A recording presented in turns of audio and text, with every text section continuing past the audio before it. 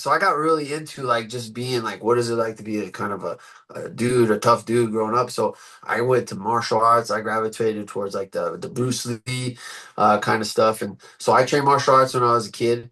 And I studied Kenpo Karate, got my black belt there. And I went in the military, right?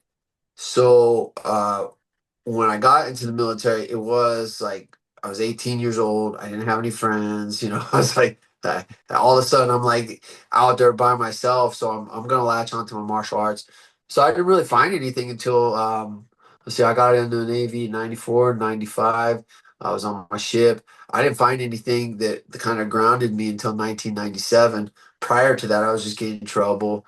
I was angry because I had ambitions of going into like special operations and stuff like that. But I realized once I got there, it wasn't going to be like that. It wasn't going to happen right away. If it was going to happen at all, it was going to take some work. So I was like, of course, the classic story, the recruiter lied to me. Well, he didn't lie to me. He just didn't tell me the whole truth.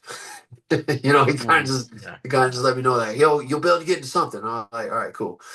And so I was pissed off, man. I was angry, lost, and I got real grounded to my martial arts again.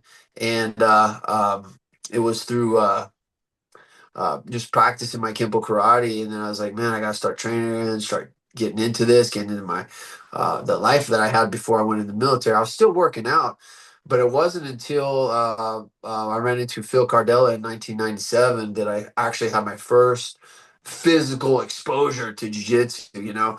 I mean, I saw UFC happen in 1993 here in Colorado. And so, but I was not one of those believers. I was like, this is bullshit. It's not going to fucking work on me. There's no way. There's no way this is going to happen. I was like, and I talked to my Kenpo Karate instructor at the time. And he said, well, we'll just work on this. He was like, I could teach you to do that and not get taken down and stuff like that. So I was like, I was into it. But I wasn't a believer until I experienced it.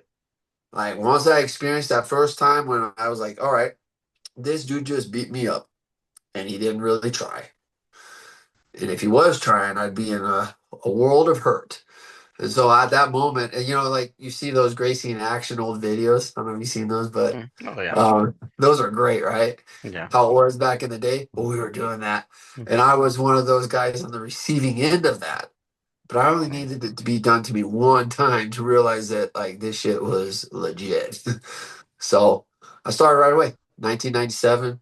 I was on deployment. We were doing like a carrot cruise, 4 months. We had some Marines on board, and they were training jiu-jitsu in the tank deck. I went down there, wanted to throw down a little bit, see what it was about, and that was the day that